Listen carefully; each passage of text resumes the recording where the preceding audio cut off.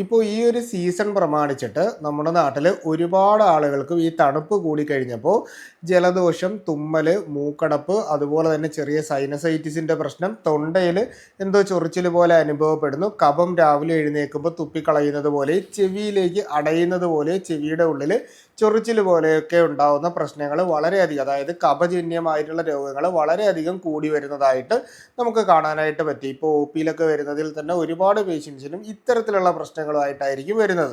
അപ്പോൾ അതുകൊണ്ട് തന്നെ നമുക്ക് ഈ സമയത്ത് വളരെ സേഫായിട്ട് ഉപയോഗിക്കാൻ പറ്റുന്ന ഇഞ്ചി ചായ നമ്മുടെ വീട്ടിൽ എങ്ങനെ തയ്യാറാക്കാമെന്നൊരു കാര്യമാണ് ഇന്ന് നിങ്ങളുമായിട്ട് പറയുന്നത്. അപ്പോൾ ഇതിന് വേണ്ടിയിട്ട് നമ്മൾ എടുക്കാനുള്ളത് ഒരു ചെറിയ കഷ്ണം ഇഞ്ചി നന്നായിട്ട് ചതച്ചെടുക്കുക. ഇതിപ്പോൾ ഒരാൾക്ക് വേണ്ടിയിട്ടാണ് പറയുന്നത്. ഈ അളവ് നിങ്ങൾക്ക് 3-4 പേര് വീട്ടിലുണ്ടെങ്കിൽ അതിനനുസരിച്ചിട്ട് വർദ്ധിപ്പിക്കാനായിട്ട് പറ്റുന്നതാണ്. അപ്പോൾ ഒരു ചെറിയ കഷ്ണം ഇഞ്ചി നന്നായിട്ട് ചതച്ചെടുക്കുക.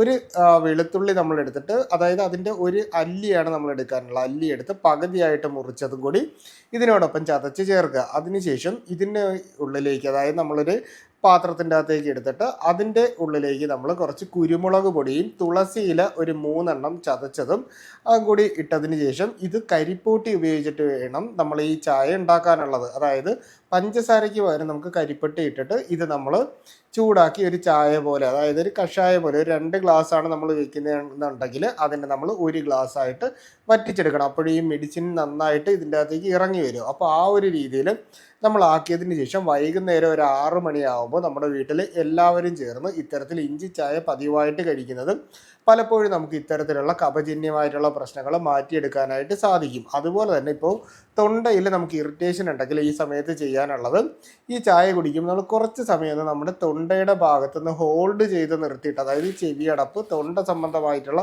പ്രശ്നങ്ങളൊക്കെയാണ് നമുക്കുള്ളതെങ്കിൽ കുറച്ചൊന്ന് ഹോൾഡ് ചെയ്ത് നിർത്തിയിട്ട് നമ്മൾ ഇത് പതുക്കെ കുടിക്കുകയാണ് എന്നുണ്ടെങ്കിൽ നമുക്ക് ഈ പറയുന്ന രീതിയിലുള്ള ത്രോട്ട് സംബന്ധമായിട്ടുള്ള പ്രശ്നങ്ങളും നല്ല രീതിയിൽ കുറഞ്ഞു വരുന്നതായിട്ട് കാണാൻ പറ്റും. അപ്പോൾ ഈ ഒരു സീസണിൽ ഇങ്ങനെ ഒരു മോഡിഫിക്കേഷൻ ചായയിൽ ഉണ്ടാക്കി കഴിഞ്ഞാൽ നമുക്ക് വളരെ ഹെൽത്തി ആയിട്ട് ഇത് ഉപയോഗിക്കാനായിട്ട് സാധിക്കും.